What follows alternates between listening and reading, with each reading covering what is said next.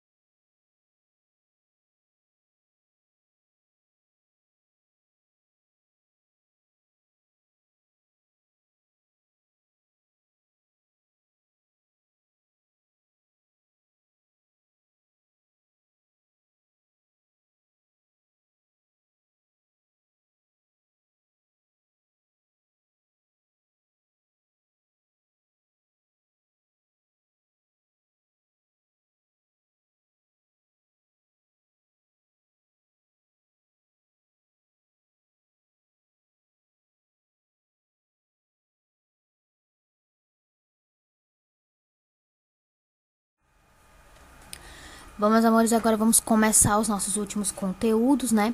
Primeiro a gente vai falar sobre o café, na página 172 até a página 174, tá? É que dizendo que as primeiras mudas de café, elas foram trazidas por Francisco de Melo Palheta, né? Que era um militar luso brasileiro.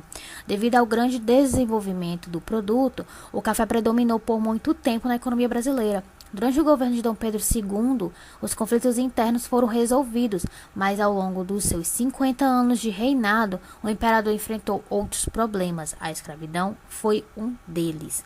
Os homens ricos das regiões Norte, Nordeste e Centro-Sul queriam que a escravidão continuasse, porque suas fortunas se baseavam na mão de obra escrava. Nesse período, começava a surgir uma nova riqueza, que era o café. A sociedade cafeeira, né? O sitiante, também proprietário de pequenas extensões de terra, vivia na dependência do fazendeiro, a quem devia favorecer e se ligava por laços, né, de compadrio e parentesco. Os agregados, né, na sua maioria apresentados do senhor das terras, viviam de favor em sua propriedade, em geral em troca de alguns serviços. Tinha o padre, né, quando não tinha quarto próprio na fazenda, vinha da vila próxima para a missa na capela. A presença do médico era rara. Os tratamentos eram feitos à base de remédios caseiros. É importante lembrar que a base escravista que garantiu o sucesso da lavoura no Vale do Paraíba abalou-se a partir de 1850, ano em que foi proibido o tráfico de escravo. Para os cafeicultores, né, aqueles que eram donos das terras de café, a solução imediata foi comprar escravos do Nordeste, ou mesmo, né, contrabandeá-los através de portos, né, isolados no litoral. Adiava-se a resolução do problema, enquanto a tensão entre senhor e escravo se agravava. Vocês estão vendo que a sociedade cafeeira, ela teve muitos problemas, né? Tinham algumas pessoas ali que dependiam diretamente dos proprietários de terra, como no caso do sitiante, né? Os agregados, né, que eram pessoas que viviam ali nas terras e faziam favores, certo? Eles não ganhavam nada, eles ganhavam apenas Eles faziam serviços, né, em troca de algo que eles pudessem, né, se manter, certo? Como ali a permanência nas terras, por exemplo, certo? Qualquer problema de saúde que esses escravos poderiam vir a ter eram tratados com remédios caseiros, né? A presença de médico era muito raro, tá? E aí houve toda essa tensão entre escravo e senhor das terras, tá? Justamente porque estava chegando um momento em que as pessoas já estavam lutando pelo fim da escravidão. Aqui tá falando um pouco sobre o trabalho nas fazendas de café, né? Dizendo que era feita a limpeza nas áreas destinadas à plantação do café. O que que se fazia? Queimava as matas, né, para preparar a terra, né, para arar a terra e preparar a terra, certo? Então, o que é arar? Arar é deixar a terra afofada para poder fazer o plantio, certo? Depois as sementes elas eram plantadas e após 4 anos era feita a colheita. Na realização da colheita, os frutos eram apanhados um a um. Os grãos eles eram peneirados, sendo eliminadas as impurezas, né, no caso terra, pedra, folhas e gravetos. Depois, os grãos eram lavados e colocados para secar. Em seguida, eram socados para remover as cascas, embalados em sacos de junta e finalmente transportados para os portos. Então, nessa imagem aqui, vocês estão vendo o café como ele é no pé, né? Como é que ele é no pé? Ele é assim. Então, é a sementinha dele, né? Depois que é seca, que se torna o grão, a semente do café, que depois é pisada, né? Até virar o grão de café. Até virar o pó de café, desculpa. A gente está falando um pouco sobre a expansão do café, né? Quando o café começou a se expandir ali na página 176, vai falar que em 1870, outro tipo de imigração começou a crescer na região sudeste do Brasil, né? Principalmente ali em São Paulo, que é onde as lavouras de café se espalhavam rapidamente. O café foi trazido da África para a América cerca de 300 anos atrás, né? E devido às condições climáticas, as tentativas de cultivo não aconteciam na capital do Brasil, né? No caso, na época, a capital do Brasil era o Rio de Janeiro. O café era o produto mais vendido fora do país por volta de 1840. Nessa época, o Brasil era independente já, não era mais colônia de Portugal. Os escravos foram os primeiros trabalhadores das fazendas de café. Os fazendeiros começaram a substituir os escravos por imigrantes europeus que moravam em cortiços, um tipo de moradia coletiva. A produção de café não parava de crescer e o seu valor também era bastante alto no mercado internacional. Durante a República, o café tornou-se a principal atividade econômica do país, né? Trouxe muitas riquezas para as regiões produtoras, tá? O café ele era retirado das fazendas em carros de boi, né? Ou seja, carros puxados por bois, né? Ou no lombo de muitos, né, e levavam até os portos. Foram construídas estradas de ferro no Brasil que ligava as áreas dos cafezais aos portos. A estrada de ferro de Dom Pedro II ligava Rio de Janeiro, né, às províncias de São Paulo e Minas Gerais. Em São Paulo, Santos, Jundiaí, era a principal estrada de ferro que ligava Santos às áreas de produção de café localizadas no interior paulista. Como vocês estão vendo, em São Paulo era onde se encontrava realmente a maior produção de café do país, né? Então, por isso, muitos imigrantes europeus vinham com a intenção de ter trabalho, né? Aqui está falando um pouco das mudanças, né, que o café trouxe ao nosso país, ali a partir da página 179, né? E aqui está dizendo que por volta, né, do mesmo ano de 1870 existiam poucas indústrias no Brasil. Com a expansão do café, muitos fazendeiros paulistas mudaram-se para as cidades e começaram a abrir indústrias de sabão, tecido, bebidas, papel e alimentos. Era nos estados do Rio de Janeiro, de São Paulo e do Rio Grande do Sul que se localizava a maior parte das indústrias. O café favoreceu a construção de obras importantes na cidade de São Paulo. Algumas dessas tem até aqui na foto, como a Estação da Luz, né, o Teatro Municipal. E aqui está falando de outros, como o Museu do Ipiranga, o Mercado Municipal, a Agência Central, né, do Banco do Brasil e a Escola Caetano de Campos. Sobre a criação de gado, né, que está ali ligada à produção cafeira também, dizendo que o gado, né, o principal bovino, foi um dos motivos que levou os portugueses ao interior. Os portugueses trouxeram para o Brasil bois e vacas que ajudavam no desenvolvimento dos engenhos de cana-de-açúcar, né? A força dos animais era usada para moer a cana e para transporte. O couro era utilizado para fabricar roupas e móveis. O leite e a carne eram usados na alimentação. Os vaqueiros, né, que eram homens livres, escravos libertos, indígenas e mestiços, trabalhavam nas fazendas de café, amansavam, né, marcavam e ferravam os bezerros. Também levavam as boiadas ao pasto e cuidavam dos ferimentos dos gados. Os vaqueiros recebiam como forma de pagamento uma cria. O pagamento era feito em forma de partilha. A cada 4 bezerros que nasciam, um era o pagamento do vaqueiro. O couro passou a ser uma importante fonte de renda no sertão. Depois de retirado, né, do boi, o couro era limpo e colocado para secar. Uma parte era vendida e outra era usada para a produção de objetos a serem usados na fazenda. O curtume, né, que é o lugar onde se prepara o couro, uma variedade de produtos era feita, né, com o couro, certo? Como chapéu, bolsas, calçados, camas, cordas, né, etc. Tudo isso era feito nesse curtume. Nos dias atuais, o couro ainda é muito importante na economia do Nordeste, né? Então a gente viu que o couro ele foi importante principalmente no Nordeste, né, onde se utilizou muito desse material para fazer roupas, né, vestimentas e até mesmo para o artesanato, certo?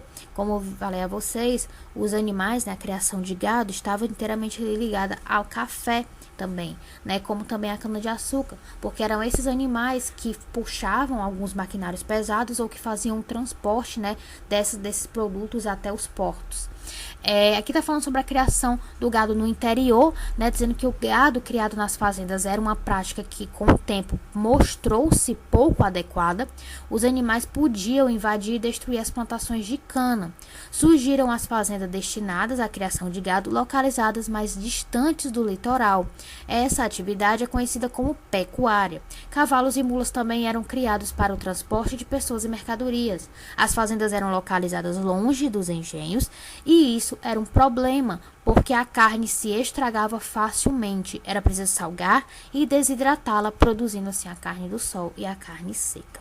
Então aqui está trazendo 2 informações importantes, né, como a criação da pecuária, né, que os animais, eles primeiramente foram criados ali próximos de plantações, né, para facilitar no transporte, mas acabava que muitos animais fugiam, invadiam as plantações, comiam, né, destruíam. Então, se teve a necessidade de criar uma fazenda onde só tinha gado, né, e aí existiam fazendas onde só criavam animais, assim surgiu a pecuária, né, que era um local onde era uma atividade, né, que se estabelece em um local onde só se cria animais, certo?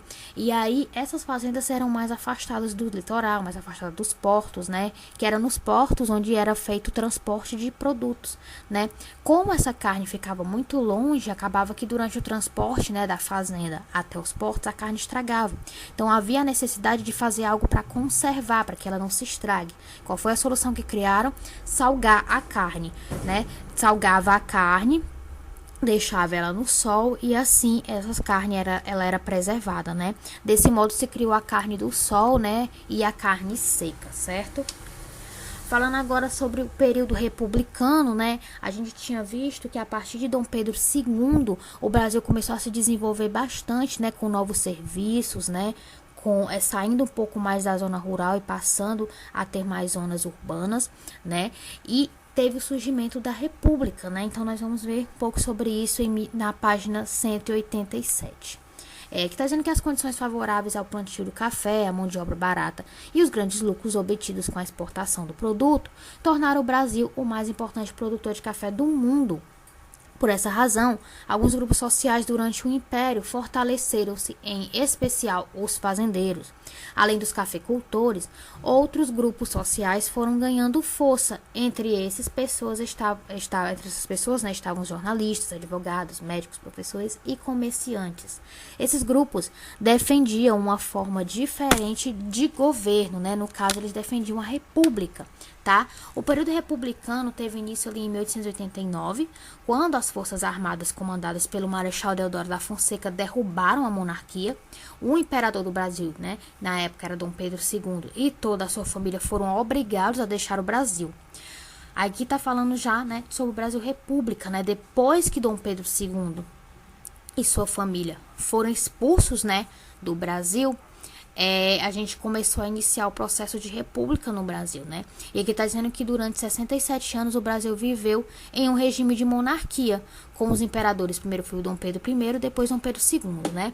Na monarquia, o trono passa de pai para filho, ou seja, quando o rei sai, seu herdeiro, o filho, né, ou a filha primogênita, no caso o primeiro filho, né, por direito de hierarquia, assume o trono.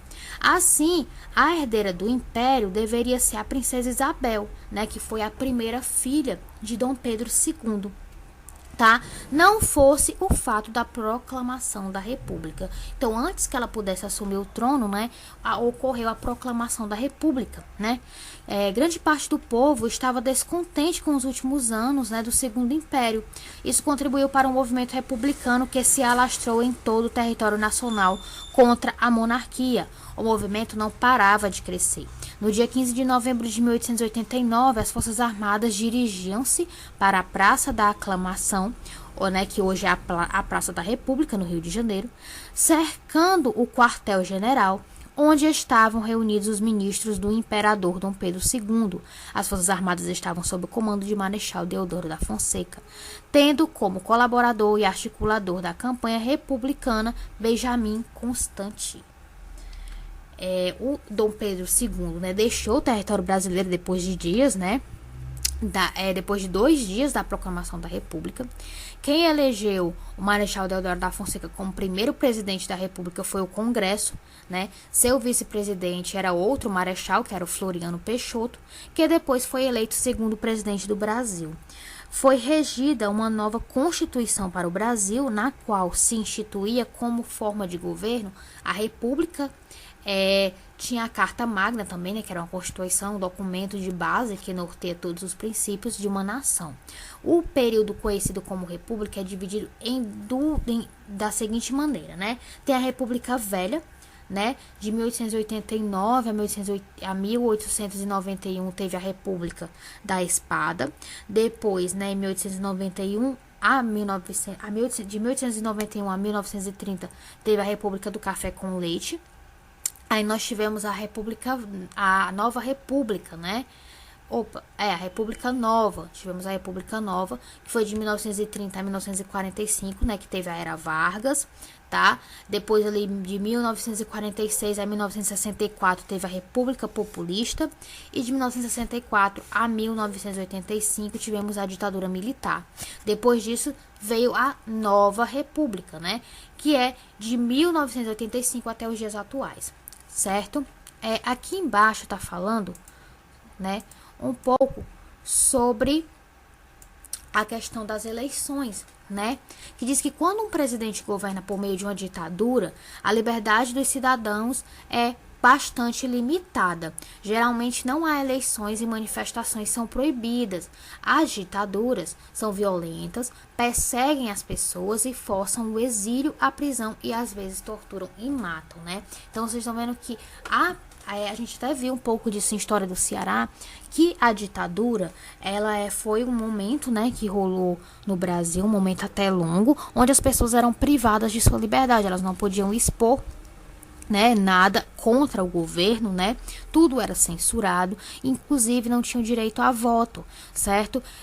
Todas as pessoas que governavam, seja um estado, seja governar uma cidade, todos eles eram escolhidos pelos aqueles que estavam à frente da ditadura nacional, né? Aqueles que estavam à frente da ditadura do Brasil, que no caso eram militares, certo? Eram pessoas do exército, né? Então eles estavam ali à frente, né? E eles que escolhiam quem ia estar na frente de cada estado, né? O povo não tinha o poder de voto. Depois da ditadura foi que as pessoas voltaram, né, a ter o poder de voto, né? E começaram a escolher seus representantes. Agora nós vamos ter as atividades, certo? Tem a atividade do conteúdo sobre o café, que está na página 175. Expansão do café, da página 177 e 178. Mudanças trazidas pelo café, 181 e 182. Criação do gado, 185 e 186. E período republicano, 190 e 192. São muitas atividades, mas vocês podem fazendo com calma. Quando tiverem necessidade, voltem para esse vídeo, porque agora no final do vídeo vai ter a correção, certo? Das questões vão estar passando no vídeo, vocês podem pausando caso tenham necessidade. Então, meus amores, esses foram os últimos conteúdos de história. Nós passamos sobre tudo, né, em história. Falamos sobre, desde o descobrimento da chegada aqui no Brasil, até a criação de uma república, né? Então eu espero que vocês tenham conseguido absorver o máximo de informação, né, possível, o máximo de conteúdo possível de história, tenham conseguido aproveitar bastante, né, a disciplina. Então, meus amores, é isso. Espero que tenham gostado, que tenha sido bom para vocês, proveitoso. Então é isso, um beijo, fiquem com as correções.